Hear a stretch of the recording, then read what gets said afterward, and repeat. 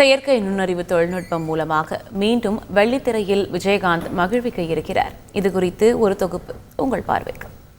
ஊமை விழிகள் 1986ஆம் ஆண்டு வெளியாகி மிரட்டிய கிரைம் த்ரில்லர் திரைப்படம். பெண்களை கொல்ல வெறிபிடித்த கண்களோடு புறப்படும் வில்லன், சூனியக்காரி போன்ற தோற்றத்தில் எச்சரிக்கை மணியடிக்கும் பாட்டி, காலால் தரையில் பள்ளம் தோண்டும் குதிரை என எல்லாம் இரவில் எடுக்கப்பட்ட திரைப்படம். மிரள செய்திருக்கும். ஃபிலிம் இன்ஸ்டிடியூட் மாணவர்கள் எடுத்த திரைப்படத்தில் டிஎஸ்பி தீனதயாளன் கதாபாத்திரத்தில் நடித்திருப்பார் விஜயகாந்த். இளமையிலேயே முதுமையான கதாபாத்திரத்தை எடுத்திருந்த விஜயகாந்த் டிஎஸ்பியாக பதிலுக்கு மிரட்டியிருப்பார். படத்தில் பாடல்களும் சூப்பர் ஹிட். விஜயகாந்த் நடிப்பில் 200 நாட்கள் தாண்டி ஓடிய வெற்றி படங்களில் ஊமை விழிகளும் ஒன்று.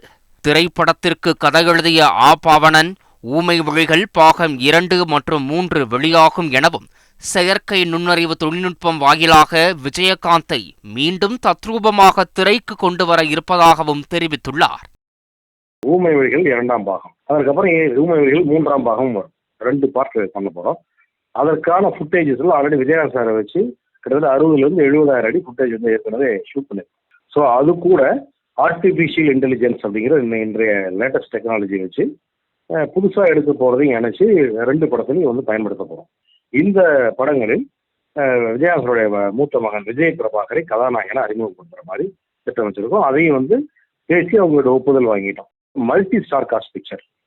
ஊமை விழிகளில் எப்படி வந்து ஒரு நட்சத்திர பட்டாளம் இருந்ததோ அந்த அளவுக்கு இதுலேயும் வந்து பெரிய நட்சத்திர பட்டாளம் இருக்கும். அதில் முக்கியமான ஒரு இது வந்து சத்யராஜ் சார் அதில் இருப்பார்.